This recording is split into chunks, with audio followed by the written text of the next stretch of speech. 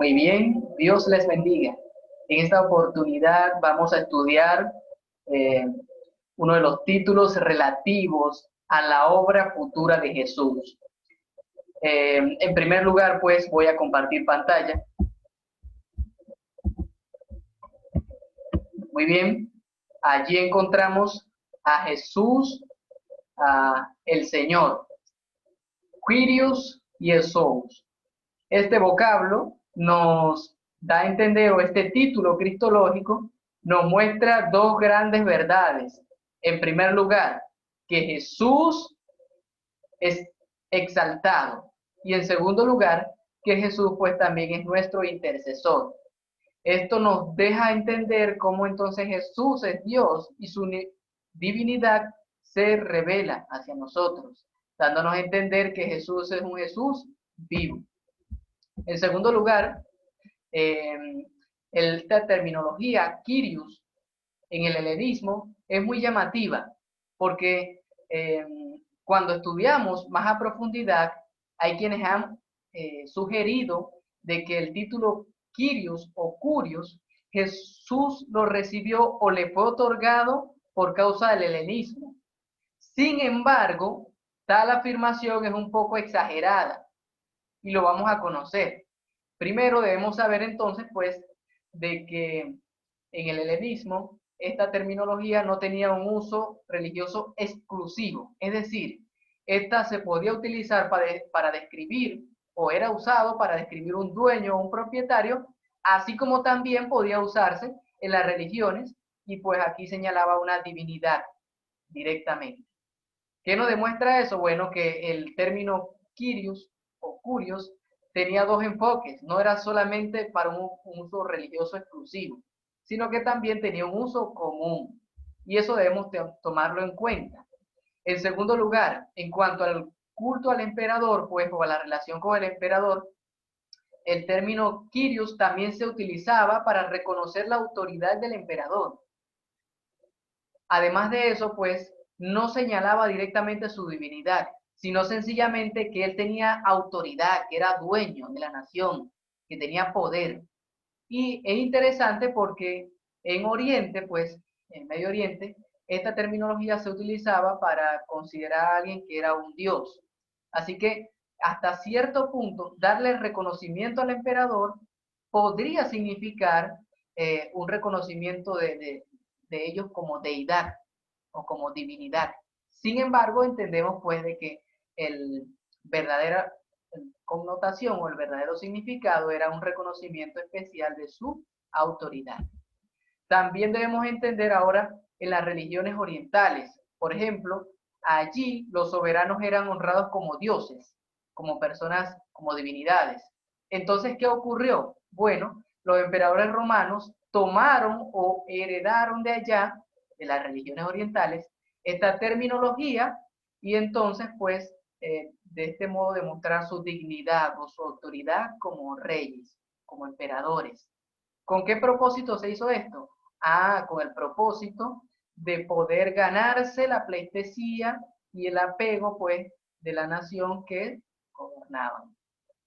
Además, pues, en el paganismo helenista oriental designaba a una divinidad. Quiero que ahora estudiemos otro término muy importante, el término Soter, y nos presenta a Jesús como el Salvador. Recordemos que estamos hablando sobre la obra futura de Jesús.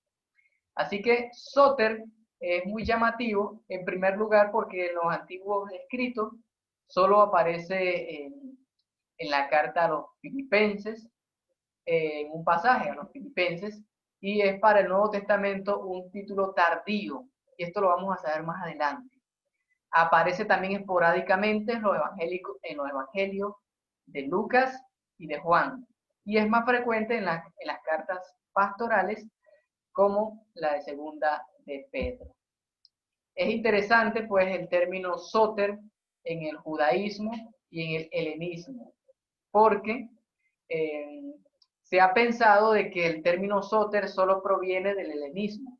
Sin embargo, esto toma mucha más significado o connotación cuando entendemos o estudiamos, por ejemplo, el nombre Yeshua, que es Jehová salva, Dios salva. Así que el origen real del término Soter ya tenía una referencia en el hebreo. Por tal razón debemos entender que esto tuvo una repercusión desde el idioma hebreo al idioma griego y se logra ver en el Nuevo Testamento. Además de eso, pues, como le estoy mencionando, en el Antiguo Testamento se recibe este término para designar a ciertos hombres que libertarían o salvarían al pueblo de Dios. Un ejemplo de ello es Moisés. En el judaísmo general el término Soter aparece para describir pues un libertador del pueblo. Y precisamente cuando vemos la relación entre Jesús, que sabemos que es Dios, y miramos su obra en el Nuevo Testamento, entendemos de que Cristo es ese Salvador, es ese Yeshua, precisamente, ese libertador del pueblo de Dios, ese libertador que moriría en la cruz del Calvario, pero también resucitaría para libertarnos del pecado. Y también en el helenismo, pues se llama salvadores a los dioses o héroes y príncipes. Además de eso, en el cristianismo primitivo, pues se deja ver el término Soter, porque durante el ministerio de Jesús, a Jesús no se le designaba como Soter a la persona de él mismo, sino a los milagros y a su obra. Sin embargo, cuando Jesús entonces muere y resucita, allí sí se le comienza entonces a dar la designación de Soter.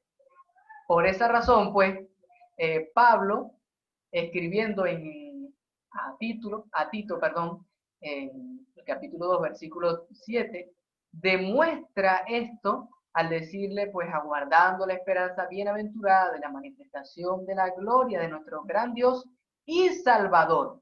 Allí se deja ver el término Soter, Cristo Jesús. Así que allí Pablo resalta o eleva pues a Cristo al rango de Soter, aunque nadie se lo quisiese dar en el tiempo de Jesús, sino solo a su obra. Pablo confirma que el verdadero Soter es Cristo, ese Salvador que libertará del pecado a su pueblo. Y por último, logramos ver también esta ratificación a través de la obra expiatoria de Cristo. El término Soter también describe la obra expiatoria de Jesús en el santuario celestial.